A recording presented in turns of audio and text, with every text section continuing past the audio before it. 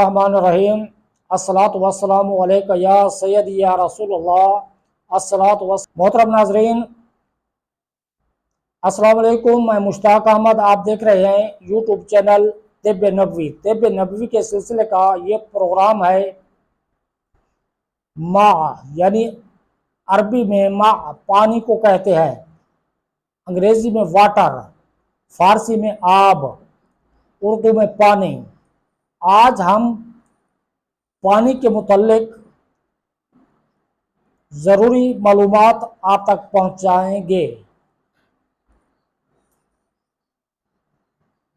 پیش خدمت ہے پروگرام پانی۔ زندگی کا دار و مدار پانی پر ہے، یہ مشروبات کا سردار ہے۔ یہ چار عناصر یعنی پانی، مٹی، آگ اور ہوا میں سے ایک ہے، بلکہ حقیقت یہ ہے کہ اصل بنیادی عنصر یہی ہے۔ آسمان اسی کی بھاپ سے پیدا کیے گئے ہیں، زمین اسی کی جھاگ سے بنی۔ اللہ تعالیٰ نے ہر زندہ چیز پانی ہی سے پیدا فرمائی۔ علماء کرام کے مابین اس امر پر اختلاف ہے کہ کیا پانی بھی غذائیت مہیا کرتا ہے یا یہ صرف غذائی اجزاء کو محض اعضاء تک سرایت کرنے میں مدد دیتا ہے۔ اس موضوع پر پہلے بھی اظہار خیال ہو چکا ہے۔ ہمارے نزدیک پہلا قول راجح ہے۔ پانی کی طبیعت سرد تر ہے۔ پانی کی طبیعت سرد تر ہے۔ یہ غیر طبیعی حرارت کو ختم کرتا ہے، بدن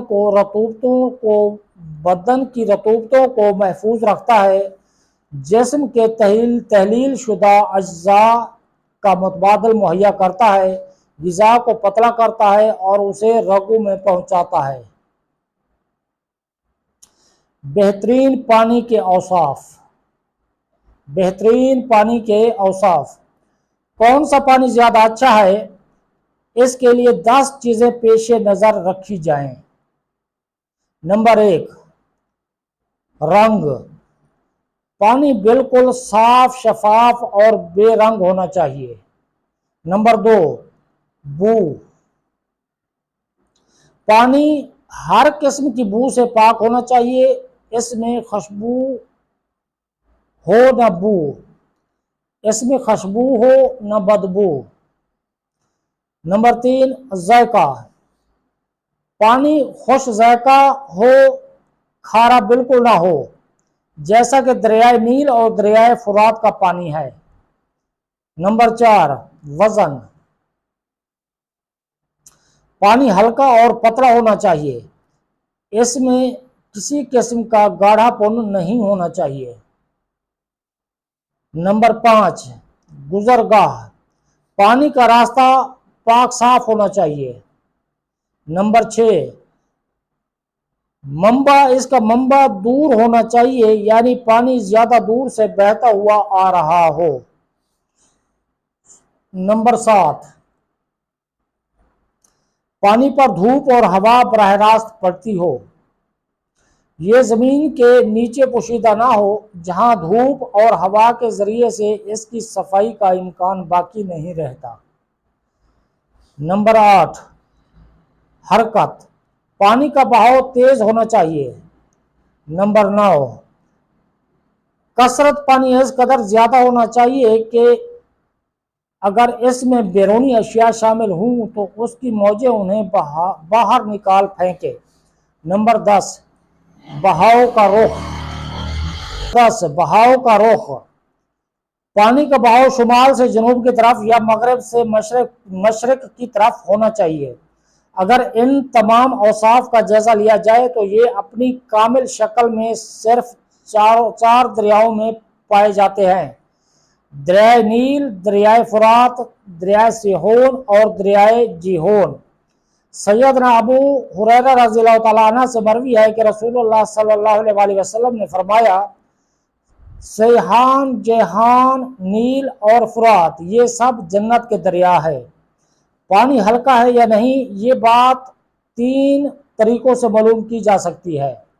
نمبر 1، गर्मी और सर्दी को जल्दी कबूल करना।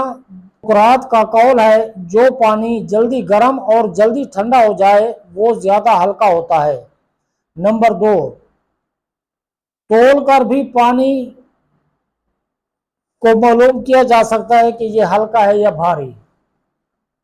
नंबर 3, रुई के 2 हम वजन फाये ले लें, उन्हें मुख्तलिफ पानियों में अलग अलग तर कर लें, फिर उन फायों को खूब खुश्क कर लें।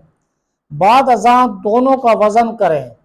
जो रुई हल्की होगी उसे भिगोने वाला पानी भी हल्का होगा। ये एक तरीका है पानी हल्के और भारी होने का चेक करने का।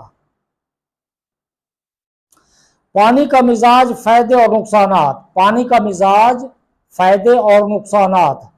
पानी का मिजाज बुनियादी तौर पर सर्दतर है, ताहम बैरूनी असबाब की वजह से इसकी कुव्वत तब्दील होती रहती है।